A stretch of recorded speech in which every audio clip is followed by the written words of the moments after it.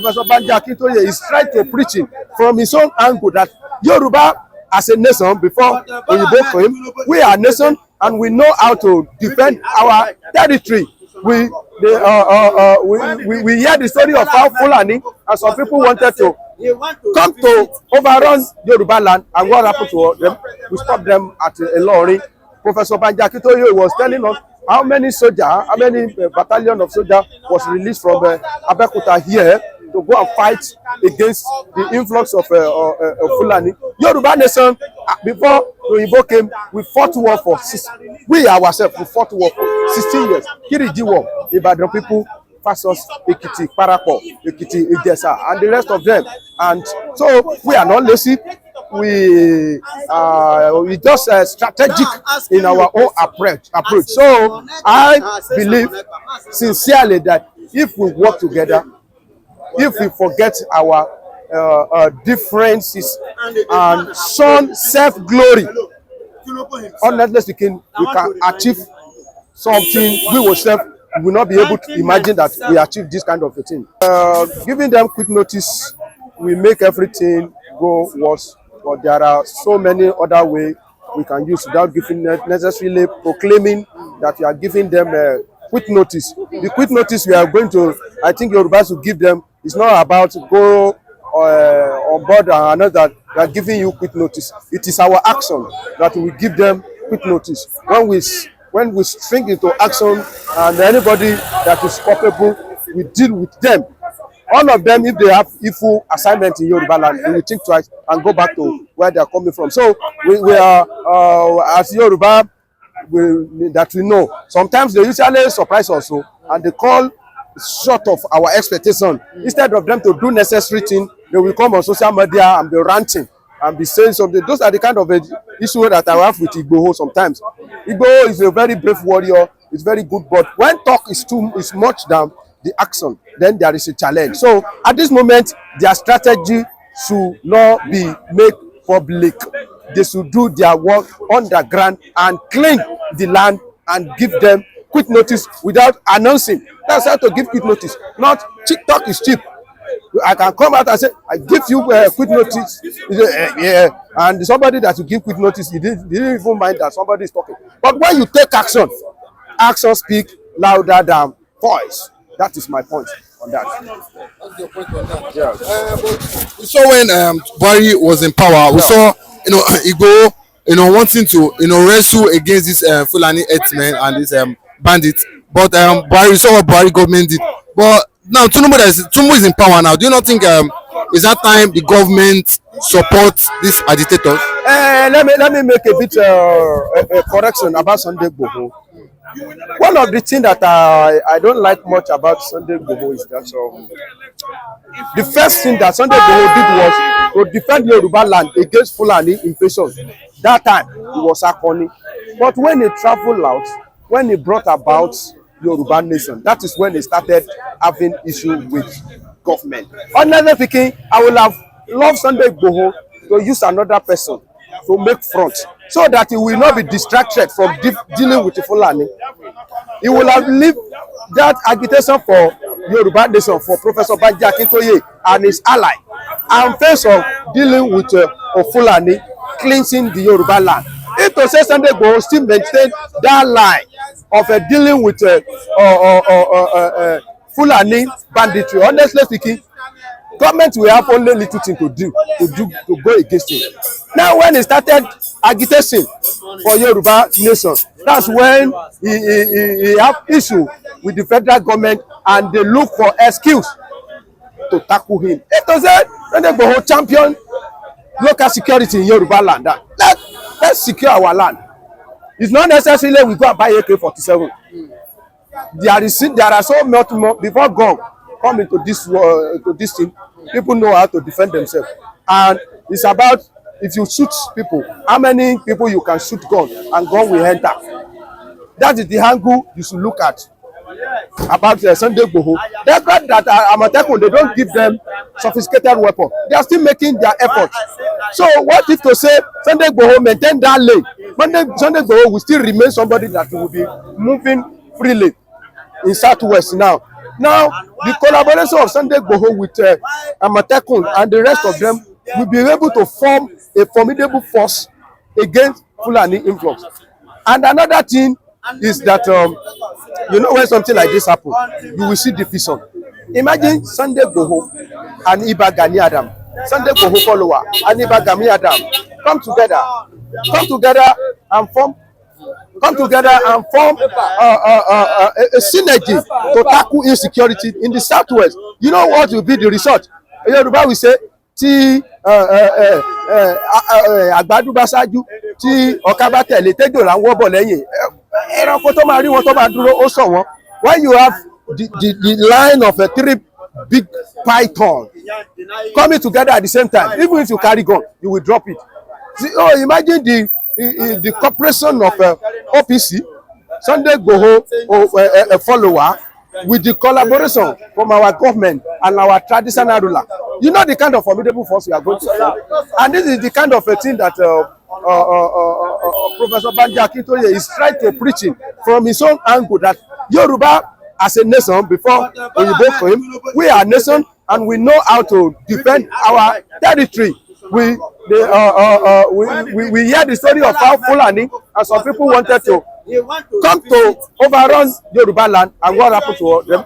We stopped them at Ilorin.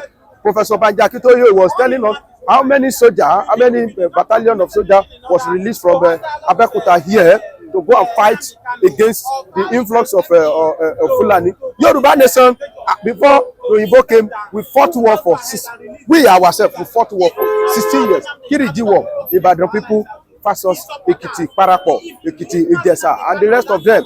And so we are not lazy. We just strategic in our own approach. So I believe sincerely that if we work together, if we forget our differences and shun self-glory, honestly speaking, we can achieve something we will not be able to imagine that we achieve this kind of a thing. Honestly speaking, we need cooperation and we need to sink into action to contain the influence of the Fulani in Yoruba land. Okay, but me personally, I've seen where, you know, this Fulani, you know, or let's say those that are supplying cows, you know, from, you know, the north coming. You see, I don't know if you've seen it before, seen a lot of Fulani in that particular trailer where cows are being loaded. It's not time maybe the Southwest governors come together and look for a means at which they try to. I pray they will do that, but that is part of the planning that they are doing now. That they want to mount border. Yoruba want to monitor Yoruba border. You cannot just carry trailer full of cow and smuggling weapon and smuggling people. You and something like this. You know, well, the problem about Southwest Yoruba is that sometimes we docile until we see war or we hear rumor of war, we don't wake up. And it's supposed to be sinking to our head now that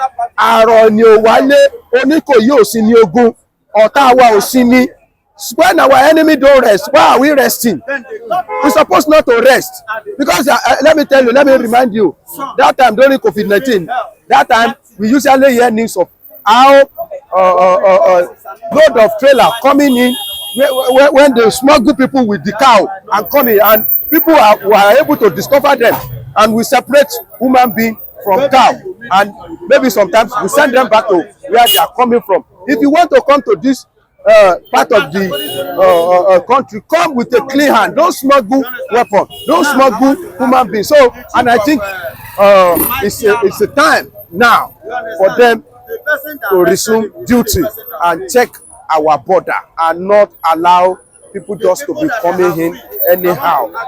Because if you think that it doesn't concern you, the day that it will concern you, you will not know. Now, do you know what Makinde come out to cry out? He said because some kilometer away from where he is, bandits kill people there. Bandits kill someone there. Telling you that he now feel concerned that I'm no longer safe. That's what make him come out to cry out. If to say those people just go to one village and massacre them like 20 or 30 people, so Makinde will have just drive there, address them and talk like a senior boy, or go there and go and do crusade like Obadari, and that will be the end of everything. But now when the governor feel threatened in his own state, you see immediately everybody come into, I mean, they swing into action. You have been seeing the meeting between the Amatekun and the security task force and every other thing. And I'm telling you that you are going to see results. Very soon you will be hearing this. But I want to tell them that they should not lesser their guard. They should not let their guard be less. Every time Yoruba nation we should be on guard because our enemy don't rest. Why are we resting? Okay, but we know that one of the aim of the Fulani is to what Islamize Nigeria, you know. But do you not think, you personally, do you not think that it's just like you said, if the Yorubas and the Southeast, if they are not, you know, together, and if they slip off, do you not think this Fulani they might achieve their aim by Islamizing Nigeria? They are making attempts. They have been doing it to some extent. Their efforts yield a bit in Yoruba land because some of our Muslim brothers, it's not all of them that are liberated. Some of them are still mumu. Some of them still prefer to put themselves under Fulani so that they will remove, so that some of them believe that Yoruba, if Yoruba remain, it's like Christian dominate Yoruba in terms of education, in terms of appointment, even sometimes politically you will be wondering. Look at it. Take for instance, all the governors we have in the southwest now, they are all Christian. The only one that just mix is the Osun. That one was born of a Muslim. He had no to his name, just for identification. The guy is a Christian. So it can never happen in Southwest that we have all the Southwest and you will have a Muslim governor. The only way you can see it is it can happen in Ogun State. You can have a Muslim governor in Ogun State. You can have a Muslim governor in Lagos State. You can have a Muslim governor in Oyo State. You can still have it in Osun State, but you can now have Muslim governor in Ondo and Ekiti. So it can never happen that you will have a Muslim governor in the 6 states of Southwest. So sometimes Muslim they are feel threatened in the Southwest. So they now prefer to subject Southwest to the dominance of Fulani, so that through Islamic religions they will overshadow everywhere, and they prefer to, which is very very stupid analogy, very very stupid idea. When you subject yourself to an outsider, then they will take over everybody. The way they take over Ilori has been taking over the Christian Yoruba that are in Ilori. They are voiceless. Even the Muslim Yoruba that are in Ilori now, they pay their allegiance to Fulani. Ilori has been lost. So we be watching on the whole Yoruba land lost to Fulani under the pretense of we are Muslim. Look at the one from Osun State claiming that he's an emir. It's a stupid word that Anoba. Yes, Oluwe of Iwo land. Iwo Omolodo Oba Omateni Gola Omateni Gore claiming that he's an emir. It's a disgrace to Yoruba nation. So does it mean that the emir position is bigger than that than the one that is supposed to be? The man is honestly speaking, since he has lost, he didn't behave like a Oba, so I will not respect him like a Oba. He's a stupid guy, and I don't know. And yes, and some Muslim in Igbo, they prefer the way it's been, because they will say, oh, they are being liberated. They are not liberated, they are being enslaved. Religious slavery. The same thing. It's just that the way Christians do their own, where it's a bit different from Muslim. But go to this place too. Ogbomoso. Go to Ogbomoso, you see that their king is a pastor and he's not ready to listen to anything called traditional something. He prefer when the king is started lying down for somebody that is not king, you can see that our culture they are destabilizing. And Omatoba Solenu Osako Yako, these people that you want to copy, that brought religious to us, they are still respecting their king. Yes, Britain that brought Christianity, that brought all their ideas to us. Nigeria will not last. They are still respecting their king. They are still respecting their queen. Till queen died. Queen is the most powerful person in England. And the king, as it is now, is still the remain most powerful Nobody can emerge as a prime minister without the support of king or queen. In England, you can remember that Theresa May, when she became prime minister, when she wanted to greet queen, what did she do? Squat like this, kneel, almost kneel down, to tell you that they still have their culture, they still respect their oba, and when they want to share in this king, you see some of the authors of their culture coming out, bringing out a stone and ram.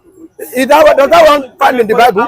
It's not found in the Bible to tell you that they are still observing their culture and they are moving on. But here, they say our culture is not good. They say we are worshiping idols. But they came to Britain. Britain came to Benin and stole our artifact and took it away and go and use it to make money for years before they are asking some of them to be returned until Yoruba. I will be talking about Yoruba in particular because I'm a Yoruba man. Until our eyes is opening, honestly speaking, I'm a member. What is your take as regards Makinde saying that bandit people were killed just for bandit were killed some kilometers away from where he was in the hotel? You know, what's your take as regards that? Let me come here as a Yoruba man. And Yoruba will say, you as a governor, something like that happened. The next thing for you, where is to cry out. Well, cry alone is not enough. Then you should make a move and make sure that the normalcy return to Oyo State. Honestly speaking, Oyo State has been a vulnerable state in the southwest for a very long time. I think after Ogun State, it's Oyo State, then Ondo State, then Ekiti State as well, because those states they have a large forest where Fulani can reside. But Oyo is a very vulnerable state, and people of Fulani they concentrate upon Oyo. They have eyes upon Oyo. Most time, whenever they want to strike, it's Oyo that suffer most. Do you know how many number of people that were killed in Nigege? And they are still continuously killing people in that place. They want to take over that land. So to tell you that what Makinde needs is beyond cry. Makinde, you are not a baby. Stop crying and swing into action and make sure that the normalcy is brought to Okeogun and Oyo State in general. That is my point. That they have restricted Simon Ekpan.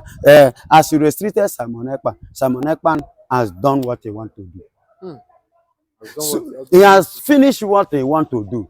He has finished it. And that is why today, as I'm talking to you, people like Russia, people like America, as you say, people like Israel and Netanyahu, them begin to look into the matter they don't want to look into before. Begin to pay attention to the matter they don't want to pay attention to. Begin to say, okay, oh, let us do something on what they don't want to do anything before. So I am not surprised if them are coming, including the Korea. We now move to recognize Biafra and Simon Ekpa the more. That was a big mistake, Nigerian racing Ekpa. But now, in no distant time, that Ekpa, Nnamdi Kanu, and Biafra will fully get their recognition that they truly deserve. What's your take on what? Yeah, glory be to God for that, and I give Jesus the praise for that justice that He's doing. You know, to start with, when Mazen Nnamdi Kanu rose up with this agitation, I remember this man called the former president of Nigeria in person of Olusegun Obasanjo, warned Buhari never to pay attention, never to give audience to what Mazen Nnamdi Kanu was doing. But to him, it was like, these people, the people that they hate, they are non-entity, they are nobody. I can do anything and I will do it and scot-free, nothing will happen. No, knowingly to him, and at the same time, foolishly to him. That this is exactly what Mazen Nnamdi Kanu was looking for. The attention of the Federal Republic of Nigeria. Because when the government recognize your activities, that means you are relevant. You understand? So, you know, all this one, you know, Mazen Nnamdi Kanu have been parading, even right from Obasanjo time. But he never give attention. Obasanjo didn't pay attention. Jonathan them didn't pay attention. You understand? They didn't actually pay attention. But when this man now officially pay attention And that was what Mazen Nandekano was looking for. And now, yes, I've gotten what I want, my mandate, federal recognition. So he become a public figure. He become the one that federal government is hunting for. And that was what Olusegun Obasanjo won. Buhari, but Buhari refused. You understand? And now, they play the game and play the game and play the game. At the end of the day, he entered Nigerian neck very well. International body now pay more attention. And the Mazen Nandekano had the opportunity to relate, to showcase what he has been looking for, to set the market that he has been carrying up and down. And unknowingly to Nigeria.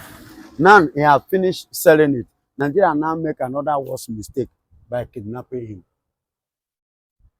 And they make him, by doing that, they make him more popular. More what? Popular. The same government again, the same party, and another person came up again. And another man rose up, called Simon Ekpa. The same Nigeria military, both the chief of staff and chief of defense, attorney general, foreign affairs minister, vice president and president himself, in all the aspects of the government parasitatus offices, began to pay attention to Simon Ekpan doing, making the man more popular. You understand? And all these things are the strategies for us. An advantage for Biafra, but disadvantage to Nigeria. You understand? Today now they believe that they have restricted Simon Ekpan. As you restricted Simon Ekpan has done what he wants to do. So he has finished what he wants to do.